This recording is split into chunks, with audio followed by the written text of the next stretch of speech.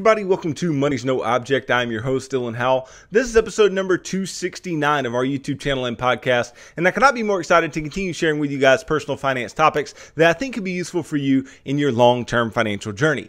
Today, we are going to be talking specifically to all of you out there who may not think that all of this can be done. And what do I mean by all of this being done? What I mean is those of you who don't believe that you can follow a financial plan and actually build wealth and actually do something that is worth doing financially, right? I want to talk to you about the fact that most people who are trying to build wealth don't get an inheritance to become wealthy, right? Most people who actually have money did not inherit that money. It is a myth. It's a fallacy, right? Most people who actually got to where they wanted to get to financially did so on their own. And that's why I'm trying to motivate you guys to do so on a day-to-day basis. So stick around for a discussion of all of that, a bunch of statistics, a bunch of supporting evidence for that fact that money by and large is not inherited, but it is built by individuals. So stick around for that and more in today's episode. Before we get started though, if you could go down below, hit the big red subscribe button, like this video, leave me any feedback in the comments down below, and I'll be sure to respond to anything you leave down there. If you're listening on Apple or Spotify podcasts, be sure to subscribe and leave me a review on either one of those platforms. Follow me on social media at MNO with Dylan, and that's really good supplemental materials to all the things I'm putting out in these long form episodes on YouTube and the podcast every single day. And then if you need somebody to help you to build a financial plan and keep you accountable to that plan over the long term, then I can do that. Just DM me on any of the major social media sites and tell me that you are interested in financial coaching sessions, and you and I can begin working together, pushing towards your long-term financial goals, and then ultimately pushing you on towards long-term financial freedom, which is what I hope for every single individual who is watching or listening to this show on a day-to-day basis. So today I want to make a case for you. And this case is that individuals who build wealth didn't inherit their money. And you may say, well, yeah, maybe you can cite some anecdotal evidence. Maybe you can, say these different things. But, we all know that it's really true. Listen, it is not true. Okay. Individuals who build wealth, by and large, are building wealth as individuals. They're building wealth from nothing. Okay. And I want you to believe that this can be done, because if you can believe that building wealth on your own is possible, then maybe you'll actually go out and do it. Maybe you'll actually go out and take the steps that are necessary to actually become wealthy yourself. Okay, so I'm going to cite multiple different sources today, multiple articles that I've read, and go through some of the statistics that they find and things that they say. And I think it's really, really useful, because some of these articles that I'm using, they are from much different sources, right? So there's CNBC, which CNBC is far more based in news, but it's CNBC Make It. And some of these things can be, a bit more to the millennial side, right? A bit more towards a more progressive view of finance. And so there's that viewpoint. Then there's Forbes, and Forbes can kind of sway one way or the other, but it's really, really good journalism overall, right? So Forbes has an article on this. And then there's Ramsey Solutions, which is Dave Ramsey's company, and they have an article on how many millionaires actually inherited their wealth. And this is something he talks about all the time, and has done his own study on when they did the Everyday Millionaires book with Chris Hogan, right? So this is something that he has really dived deep into, and he believes in individual choice. He believes that individuals are actually going out and winning on their own. They're actually building something themselves, and they're not just relying on, inheritances to build money. So many different points of view here, but I want to go through each one by one and talk about some of the statistics that they have, because their statistics vary a little bit, but they all speak to the same overarching fact. And that overarching fact is that millionaires are self-made, wealthy people are self-made, and people who don't believe that that is the case are typically the ones that aren't building wealth themselves, okay? So let's start with a CNBC article by Catherine Clifford, and it says that nearly 68% of the world's richest people are self-made. Okay, so this is talking about some of the richer of the rich, right? Not just individuals who are, millionaires, in the base sense of the word, have $1 million net worth, but some of the richer of the rich. So let's go through this. The vast majority of people who have a lot of money made it themselves, according to a new report released from WealthX. Okay, the market research firm analyzed the state of the world's ultra wealthy population, or at least those with a net worth of 30 million or more. So 30 million or more is the ultra wealthy. This isn't just your mom and pop not millionaire for the most part, okay? The report, which is based on 2018 data, showed muted growth in the number of ultra-wealthy people that year, rising by 0.8% to 265,490 individuals. Now, this has likely changed since then because during the coronavirus pandemic, there are a lot of individuals who increased their wealth quite a bit. Now, a lot of those were the individuals at the very, very top, but those individuals at the very, very top also have the most money, right? So the growth may have been a little more in the past few years. But nonetheless, of those folks, okay, of the ultra wealthy individuals, 67.7% were self-made, while 23.7% had a combination of inherited and self-created wealth. Only 8.5% of global high net worth individuals were categorized as having completely inherited their wealth. Okay, so let's just unpack this for a moment, okay? What these statistics say, in the simplest sense, is that approximately 91.5% of individuals who have $30 million or more in the way of net worth did so on their own, at least in part on their own, okay? So this means that they've actually put in some work towards getting towards this place in their financial life. And only 8.5% just simply inherited their wealth. Now, tell me that doesn't rain on your parade of believing that you can't do it on your own and that inherited wealth is the only way to go. Just not true. Okay. Now, the predominance of self-made wealth over inherited wealth is broadly catalyzed by new opportunities in technology and in emerging economies of the past decade. According to the previous data from WealthX, 67.4% of the ultra high net worth individuals in 2017 were self-made, 21.7% were a combination of self-made and inherited, and 10.9% inherited their wealth. In 2016, 66.4% were self-made, 21.9% were a combination of self-made and inherited, and 11.7% inherited all of their wealth. So all of these numbers from 2016, 17, and 18 basically tell you the same story. They basically say, hey, those who have really, really high net worths basically did it on their own. Now, this is not to say, I don't want this whole discussion to get misconstrued as, these individuals didn't have privilege or these individuals didn't have some type of upper hand or training or money that other people didn't have up front. I don't want to say any of that. Okay. But what I am saying is that individuals are doing this. Okay. Not their mama or daddy that is leaving them some, obscene amount of money. It's not happening. People are going from zero all the way to ultra high net worth, or they are going from, some inheritance all the way to ultra high net worth and working to maximize what they have, which I can appreciate. Look, I'm not mad if you inherit money. Okay. And I don't think anybody should be mad if somebody else inherits money. As a matter of fact, I think that each of us should be leaving inheritances to our children in some way, shape, or form, okay? Because we're all trying to build some semblance of generational wealth, okay? But what we need to understand is that even though inheritance is not bad by itself, okay? It's not something that is just horrendous by itself, that people who inherit lots of money, they get some type of boost or some type of head start, right? And so people look down upon people who inherit money. And that just should not be the case. We should not be looking down upon people who inherit money. Okay. But what we should be striving to do is to become one of these ultra high net worth individuals that build it from zero, that build it for themselves. Isn't there some pride from building something for yourself? Isn't there some pride from starting at zero and working all the way up to having a lot of money by yourself? I think there is. Okay. And I think each of you can appreciate the fact that work should turn into some type of reward, and being diligent and building wealth should turn out well for you over the long term if you're doing all of the right things. Okay. So individuals can do this. That's what I want to get across to you today. So that is from the CNBC article. Now let's talk about the Forbes article. And it says why inheritance is mostly overrated as a reason for wealth. And this is by Rainer Zittelman. Okay. Hopefully I said that name right. Who knows? Now, he says that perhaps more than ever before, people claim that almost the only way to join the ranks of the rich is through inheritance. Apparently, in the good old days, it was still possible to build a fortune from the ground up, but not anymore. Such claims discourage people who have set themselves the goal of becoming wealthy as entrepreneurs or investors. The message, whether explicit or unspoken, is clear as it is sad.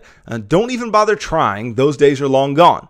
There are even so-called classism researchers who criticize the media for reporting on people who have ascended from humble beginnings to become rich. Such articles, the researchers claim, only perpetuate a false illusion that capitalism in reality can never live up to. Okay, so this is something that is real and that is going on right now, and that has been going on for some time now, is that individuals are talking down to others who are actually trying. They're saying, why would you even try? It's not possible. It's not possible to do this. Why would you, put all this work in? Why would you go out of your way to build something that's worth building? Why wouldn't you just, sit back and whine like the rest of us? It's actually a real thought process that a lot of people have. It's ingrained in a lot of people's head. And ultimately, all it is it's an excuse for doing nothing, right? It's an excuse for making bad decisions. Have you ever noticed that a lot of people who end up making bad decisions, financially or otherwise, right, tend to have a million excuses as to why they made those decisions, or they have a million excuses as to why somebody else was able to attain what they attained and what that person ultimately wanted to attain and yet could not reach to. Okay, all this is by these individuals who are just trying to talk down people and are really not being very thoughtful or nice or even correct. They're not even accurate in their statements, right? They're just trying to keep other people down because they don't believe that they can get to this point. They don't believe that they can build any wealth without an inheritance. And that belief is false, okay? Now, one measure of the percentage of wealthy who are self-made is Forbes' own Forbes 400 list. In 1984, less than half the people in the Forbes 400 list of rich Americans were self-made. By 2018, in stark contrast, this same figure had risen to 67%. So this is extremely similar to the statistics that were put forward in that CNBC article. About 67%, or two-thirds of the individuals on this Forbes 400 list by 2018 were self-made. Now, the importance of inheritance is overestimated because in reality, most heirs are unable to preserve, let alone expand their assets, right? How many people have you known or heard of that have inherited a lot of money and then ended up just blowing it? It's a real thing, right? Most inheritances don't last but a year or two max because people will just go out and they'll blow it. And even some of the richest, some of the largest inheritances get blown, and maybe not completely blown, but blown to the point where those individuals aren't at the top of the top anymore and they aren't growing that wealth for the future. Okay. Now, as is so often the case, fact mirrors fiction, as demonstrated by the scientists Robert Arnott, William Bernstein, and Lillian Wu in their research paper, The Myth of Dynastic Wealth, The Rich Get Poorer. Their key findings included the following.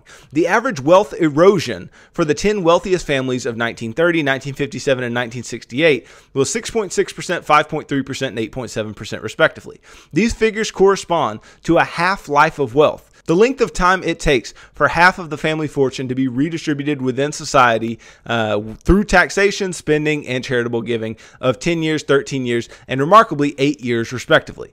Now, basically what this article is getting to is that not only are some of the richest of the rich, right, some of the, the Bill Gates and the Jeff Bezos and the Mark Zuckerbergs and the Sergey Brin and the Larry Pages and the Warren Buffetts and all of these individuals, not only are they self-made, but a lot of people who have gotten inheritances, right, have received inheritance, are blowing it, right? And they're not remaining wealthy. They're not continuing to grow their money. Something that is a key characteristic of wealthy individuals and individuals who are going to keep their wealth over long periods of time is the ability to continue growing their wealth and the want to continue to grow it over time and make it last many generations, make it an inheritance to the next generation. But it's very, very hard to have any type of emotional feeling about money that you receive when you didn't build that money up yourself.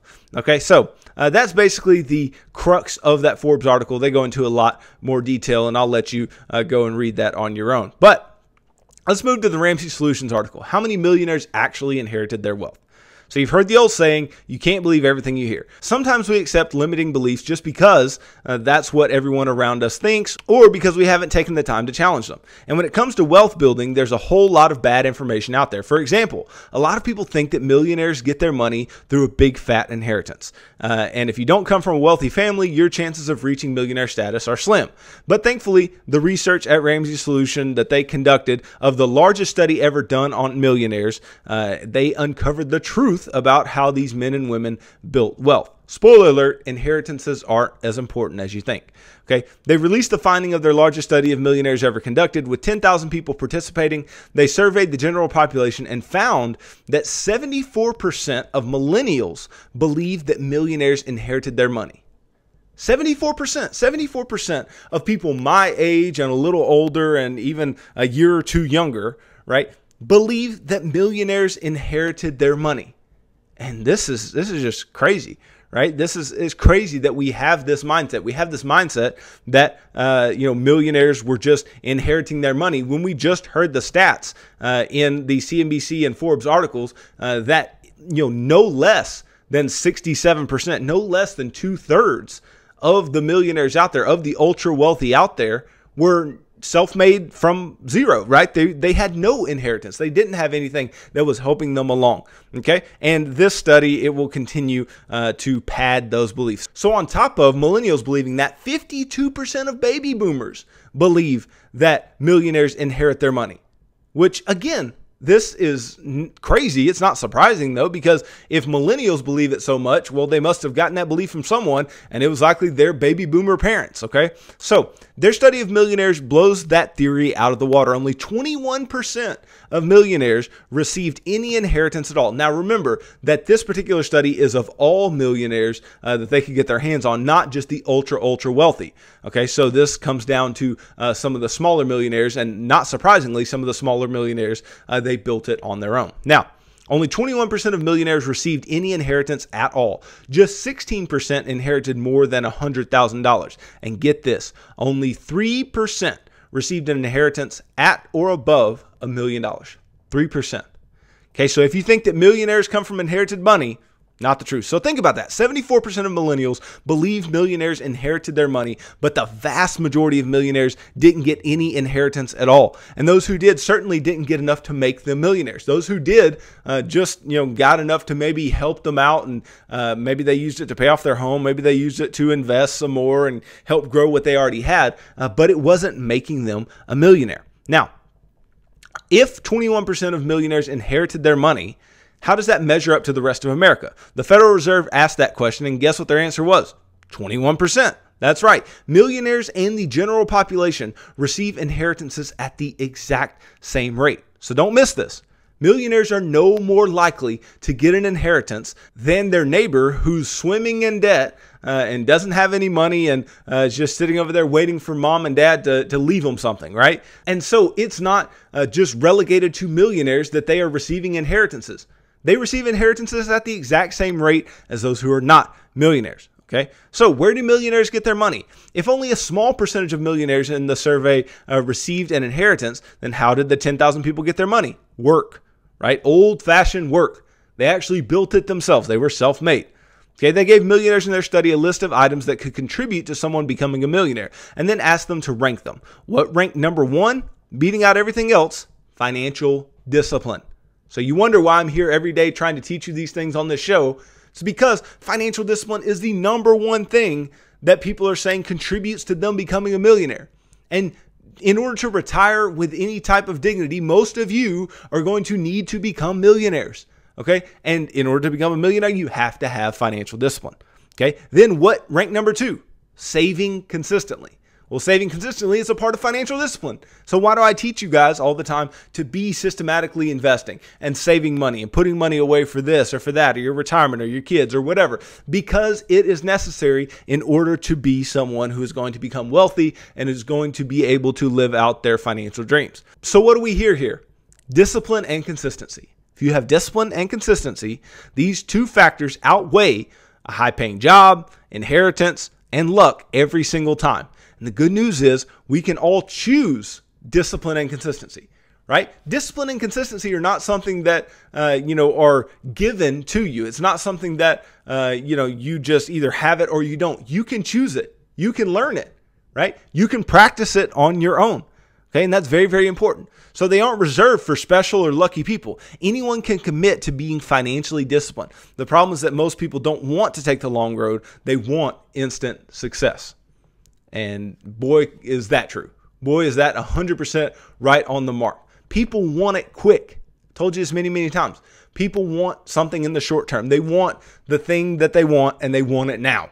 Okay, they don't want to have to work for it over 20, 30, 40 years. They want to get it today. That's why people are so deeply in debt. That's why people are not willing to save money and invest for the future, because they're spending everything that they have today. They are paycheck to paycheck today. And remember, what's making these individuals millionaires is not the high-paying job, is not the income. What is it? It's the mental things, right? It's the discipline, it's the consistency, it's the things that you can control regardless of your income. So if you're somebody who's not making, 6 figures or more, right? And you're saying, well, then how could I ever become a millionaire? I only make $50,000 a year, $40,000 a year. Well, guess what? I guarantee you among the 10,000 people in this study, some didn't make more than $50,000 a year. I guarantee you. And I know for a fact, because I've read the book, Everyday Millionaires, that a large number of them didn't make over 6 figures. Okay. And so you can do it, and you can control what actually happens with your money without having to make just a boatload of income.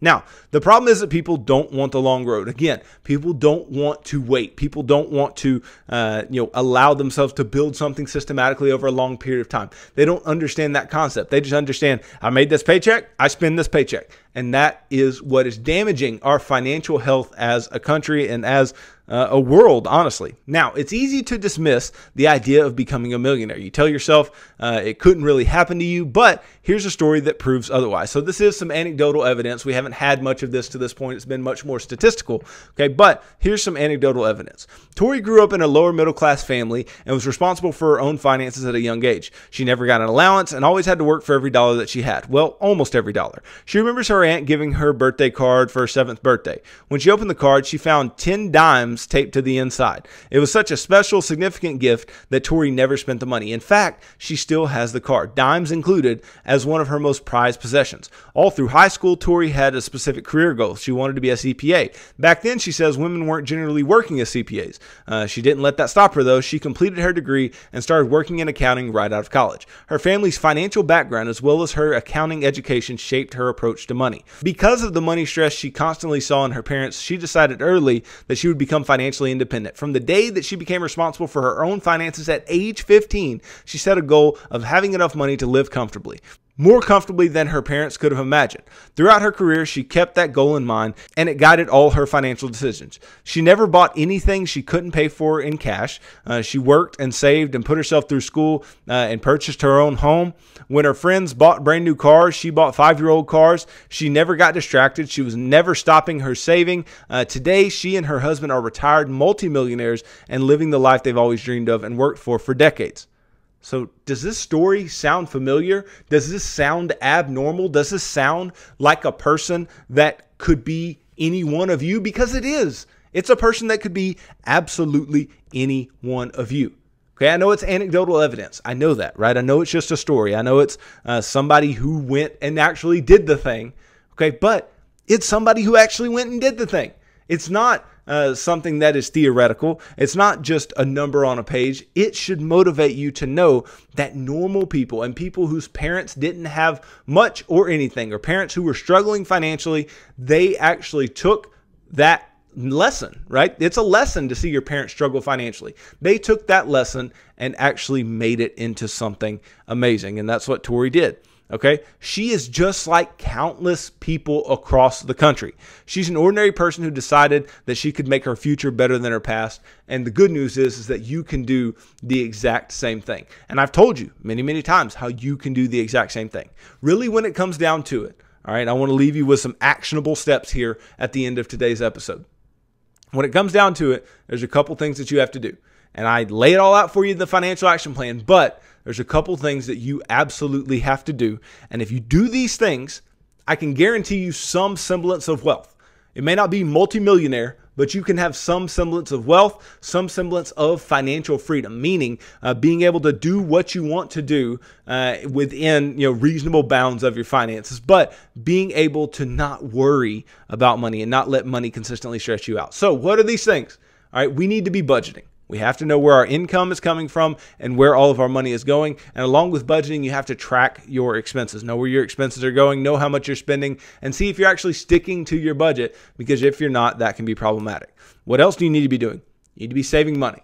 Okay. Now, when I say saving money, the first place that you need to be saving is within an emergency fund. Okay. And I lay out how you do that in the financial action plan. You can go and check out those episodes. Okay. So you need to have an emergency fund because emergencies are going to happen and you need to have money set aside. That way you can just pay for those things in cash and not go into debt. Therefore, what's the next thing you need to do? You need to get out and stay out of consumer debt.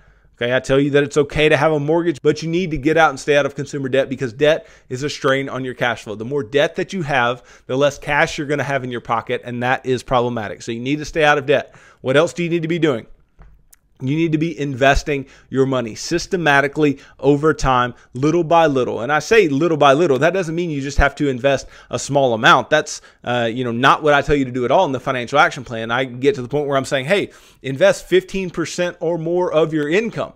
And then I say, hey, max everything out once you don't have any debt. You don't have a mortgage. You don't have anything like that, right? So you need to invest. And when I say little by little, I mean it's okay to start small, but you need to build up over time, especially as your income increases and you no longer have debt and you have less and less in the way of expenses. So you need to be investing money and growing your money for the future in things that are actually going to appreciate in value, like the stock market, like paid for real estate. Things like that are going to be able to provide you a lot in the way of returns over time. Okay, so you need to be doing that. Then the last thing that I'm going to tell you you have to do in order to be financially successful, no question, if you do those other things as well, right? You need to be generous. And something that a lot of people don't think, and this isn't what today's episode is about, so I'm not going to dive way too deep into it, but a bunch of people think that millionaires are just stingy, right? And they're just hoarding wealth. They're just hoarding their money, right? This is something you hear all the time, again, from people who don't want to do it themselves, who fail to go and actually win on their own financially, okay? But millionaires are actually very, very generous, okay? The vast majority of the philanthropy done in the world today is by millionaires. It's by individuals who have high net worths. And let me tell you, if you are not consistently giving, not just once you become a millionaire, but along the way, then it's going to be very, very difficult for you to build wealth and do so in a healthy manner, because we have to have a healthy view of money.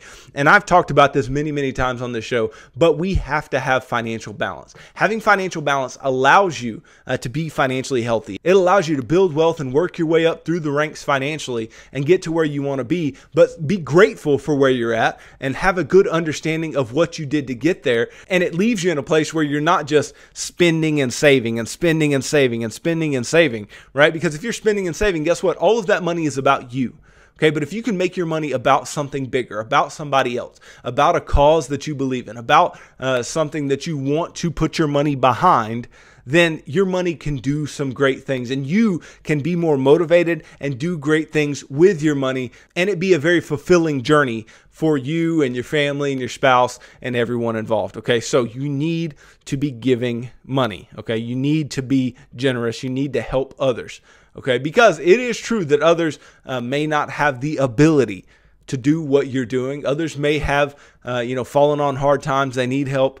You can help them if you build wealth. If you don't build wealth, then you hamstring your ability to help. And then ultimately, what giving throughout the entire process is going to do, it's going to make you grateful. It's going to allow you to have some gratitude. And it's going to allow you to understand how money is supposed to work, because we're only supposed to do 3 things with money. We're only built to do 3 things with money, but we need to be doing all 3 in proper proportions. We need to be giving, we need to be saving, and we need to be spending our money at any given time. Okay, so hopefully all this helps. Hopefully this busts the myth of you thinking that inheritances are the only way that wealthy people or millionaires come to be, because that is absolutely untrue. So ultimately, I hope that I motivated you today to go out and do it yourself, because it can be done. I believe in every one of you. I believe that you can go out and win financially, but you have to start somewhere. And a good place to start is the financial action plan. That's why I've set that aside for you guys.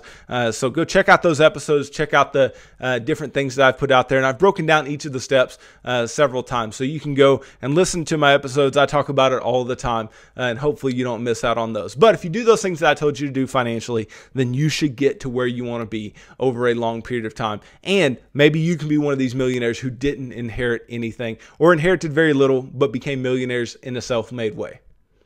So thanks for watching this video. If you could go down below, hit the big red subscribe button, like this video, leave me any feedback in the comments down below, and I'll be sure to respond to anything you leave down there. If you're listening on Apple or Spotify podcasts, be sure to subscribe and leave me a review on either one of those platforms.